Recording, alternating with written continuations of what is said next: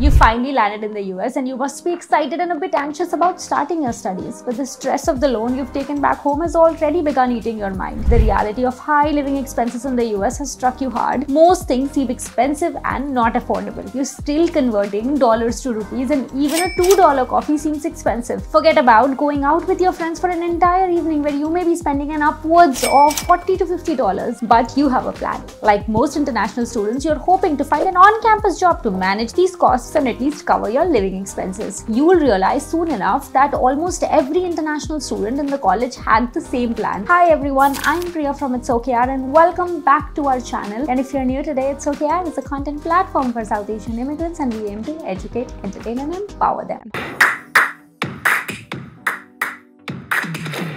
In this video, I will state the types of on-campus jobs, discuss rules about on-campus employment, highlight the benefits of on-campus job, mention the best places to find on-campus jobs, talk about application process for such jobs, share some tips for a successful application. Let me begin by talking about the types of on-campus job you can apply for as an F1 visa holder. You can basically only work on the university premises unless you manage to secure a job on an off-campus location where your employer is educationally affiliated to the university. In that case, your employer and your university would have already partnered via a contract. Also, it will help to know that you can start working 30 days before your course begins. This gives you the chance to begin earning extra money a month earlier. Also, don't work illegally for cash jobs. The authorities have become quite aware of these things and there are regular crackdown at these places. They're even checking students' phones at airports, and if there are any conversations about cash jobs found on your phone, you will be deported immediately. There has been a spike in such cases over the past year and therefore it's better not to break any such laws. Now that we have discussed that, here are some on-campus jobs that you can apply for. University bookstore, university cafeteria, resident advisor in dorms, research assistant, university stadiums or sport facilities. Note that some of the universities also offer on-campus roles for roles such as office assistants, IT desk support agents, gym attendants, event coordinators, campus guides. Now these jobs clearly vary in their duties, but they still have the same rules. For example, regardless of which on-campus job you get hired for, you can only work 20 hours per week. But you can work full-time if the university's academic activities are inactive. Actually, you can also work full-time during breaks like summer vacations. Full-time working conditions mean you can work up to 40 hours weekly. Another key point is that your employment should not displace any US citizen from their employment. The rule is in best interest of the country's citizens. And here are some additional rules that you must know about. You should have a social security number. You must maintain full-time enrollment in your course. Your duties must directly assist fellow students. Let's see what benefits on-campus jobs have for international students studying in the US. Beyond just earning money to keep up with the daily expenses and pay off your loan, these jobs offer flexible hours as per your academic schedule. What's good to know is that they are also located on campus for convenience and offer valuable US work experience at the same time. Over and above this, participating in the American workplace culture lets you improve your language skills and even grow your professional network right on the campus premises. And yes, these jobs will most definitely help you when it's time to look for those summer internships. I'd like to highlight some add-on benefits that make on-campus jobs high in demand. Developing new skills become a part of your day. Collecting references and recommendations for future jobs and admissions becomes easier. Let's now teach you how to find and secure these on-campus jobs. Well, knowing where to look for these jobs is half the battle. Your first stop should be University Career Center. They offer job listings and resources specifically for students looking to earn some income. Next, don't forget to stroll around departmental boards as well. You will come across requirements for lab assistants, research aides or administrative help. And last, regularly browse your university's online job board since it's usually updated with new opportunities. Use on-campus jobs as a keyword. These are the 3 primary spaces that your classmates will be scanning as well. But I got some extra suggestions for you to stay one step ahead of your course pace. Number 1, build relationships with professors and academic advisors.